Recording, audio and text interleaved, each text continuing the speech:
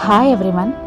క్విక్గా రసం మళ్ళీ తాలింపు ఈరోజు చేయాల్సి పడింది. 30 మినిట్స్లోగా అంతా రైస్తో పాటు ఇవన్నీ చేసేస్తున్నాను.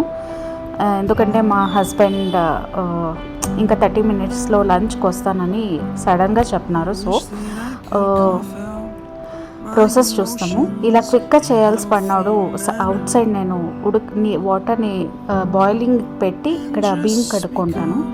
అండ్ ఈ రసం కోసం నేను సాల్ట్, పెప్పర్, కారం పొడి, ఉప్పు వేసి టమాటో బాగా ఉడికించుకొని మిక్సీ పట్టుకుంటాను. అండ్ అది మళ్ళీ తిరుగుబాతు వేసుకొని మరిగించుకునేదంతే. మళ్ళీ ఇక్కడ రెండు ఆలు తీసుకొని క్లీన్గా చాప్ చేసుకుని ఇలా పోపు పెట్టుకోవాలి. ఆలు చాప్ చేసుకునేది ఇదే బాండ్లీకి వేసేసి బాగా ఫ్రై చేసుకోవాలి హై ఫ్లేమ్లో.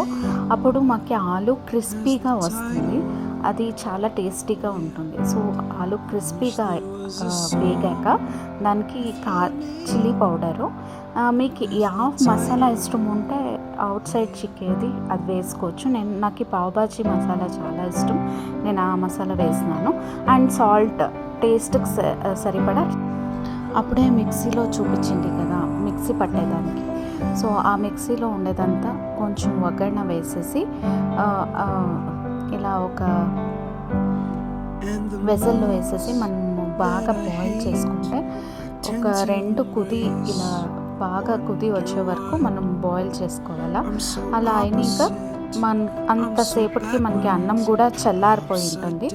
సో మనం కొంచెం గీ వేసుకొని ఫ్రైతో ఆ రసంతో తినొచ్చు. Thank you.